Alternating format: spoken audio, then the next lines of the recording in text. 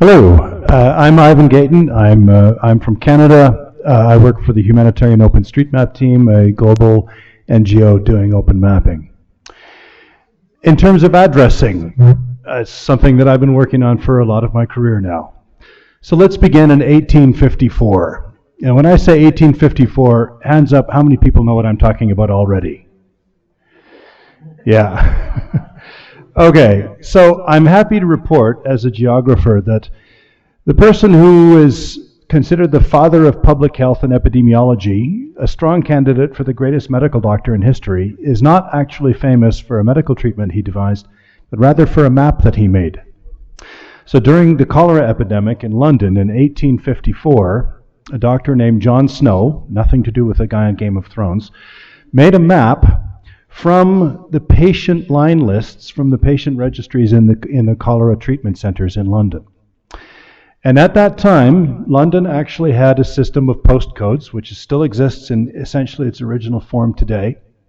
And they had street addresses. And the street addresses in London are still primitive in a way that I'll get into in a moment. But they were at least to the point where when somebody came into a clinic and said, you say, where are you from, this person coming to the clinic, and they give their address. And here's the key. You're able to translate a description of a location, i.e. an address, into coordinates. This allowed Dr. John Snow to create a paper map in which he placed points, the location of origin of all of the patients infected with cholera, to determine where the cases were clustering, and correlated those to water points. He identified two pumps. One was the famous Broad Street pump, and there was one other. And the smoking gun came when one family who had caught cholera said, even though it's far from us, we walk to the Broad Street pump because the water tastes better. Now the water, that Broad Street pump, was 1 meter away from sewage. So what was tasting better was not actually something nice. But that established that in fact the transmission of cholera was happening via the water points. Dr. Snow blocked off that pump, caused it to be unworkable, and the cholera stopped. Now, there was a retrospective. People were saying, well, cholera always comes and goes anyway, but a modern epidemiological analysis shows that Dr. Snow actually cut the transmission. So, addressing saves lives.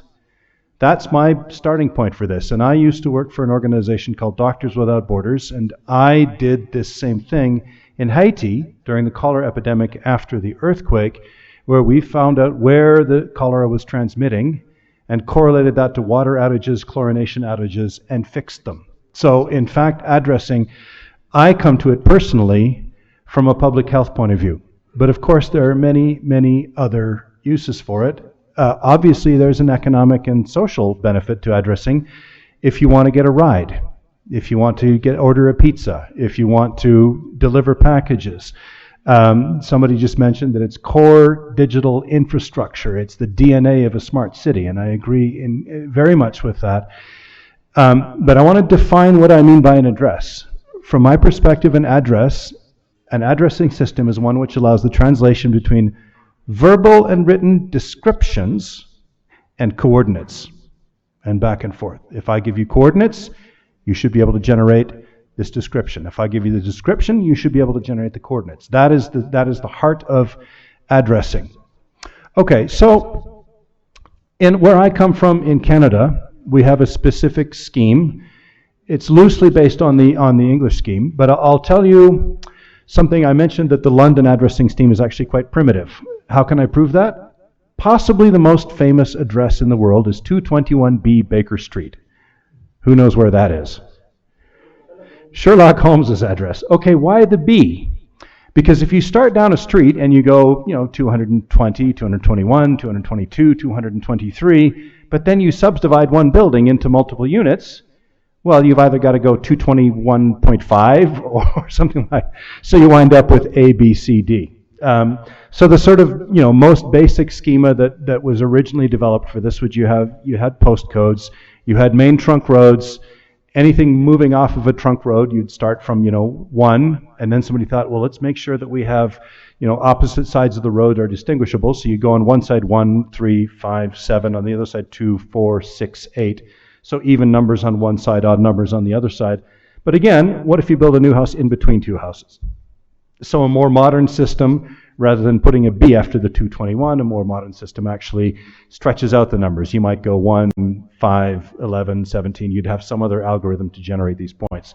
My friend Rob here is a firefighter in Colorado, and their system actually works based on distances. So you'd have a number that actually reflects the number of meters or the number of probably yards or fathoms or whatever they use in the United States from the trunk road. But again, the key is that it's essentially algorithmic. There's a way to translate from a description to coordinates, and coordinates to a description. Now, there are all kinds of schemes that people have come up with, and my least favorite one is generated by the United Nations, and it is the P-code system, in which we say, we, white savior aid agencies, will come in, and we will overlay our computer-generated system, which is completely unparsable for human beings, is absolutely unrelated to local people's knowledge or interests, and we'll say, okay, there, done. Now there's a technocratic, computer-readable system which imposes this addressing system, a P-code or position code system, on everything. Haha, done. There are many systems like that. There was an attempt to do one which is a little more human parsable called What 3 Words, which is interesting, but it has its problems. And my former executive director, Kate Chapman, once said, geography is too important to be a private resource. Geography should be public. So the problem with some of these systems, in fact, is that they belong to some corporation, and you have to pay for the licensing use of it. And even if they let you use it for free for now, I'll tell you what a corporation is always going to do. Once it becomes the standard, they will begin to charge for it. So it's free now until it's adopted worldwide, and then suddenly it's not free anymore. So there are all kinds of P-code systems and coding systems, and Google has one which is actually quite clever, and it's somewhat open. It has its drawbacks, but it seems as though the license for the plus addressing system that Google has is essentially something that they can't just unilaterally say we're charging for it now. But what I'd like to then end with is, what are the right principles for an addressing system, for this system that translates coordinates to descriptions? Well, in contrast to the P-code system, it should be human understandable. It should be based on people's ability to describe their location themselves. People should be able to know and remember what their address is. You should be able to tell your children, this is your address, and it should be meaningful to them. A road name that's in their local language that they can understand, a numbering system that makes sense to them. And at the same time, it should be algorithmic in the sense that two people applying the system should come up with the same answer. So let's say a new house is being built along a new street. Your addressing system should be such that if two people apply the addressing system, they should apply the same address to that house. It should be consistent. The rules should be such that you can generate the address no matter who you are. It's always going to be the same thing. The rules are consistent. So that's my challenge to anybody building an addressing system. Make it locally relevant. Use local vocabulary. Make it intelligible and useful to local people who may not be literate, who may not be computer savvy, who may not be interested in a system which is fundamentally predicated on the idea of technology. But make it consistent. Build your algorithm such that anybody can figure out what their address should be, and anybody with an address should figure out what the coordinates are. And then you have something which is, to borrow that wonderful phrase which I'm going to steal, the DNA of a smart city. That's how you get an addressing system which saves lives, improves lives, and makes everything better.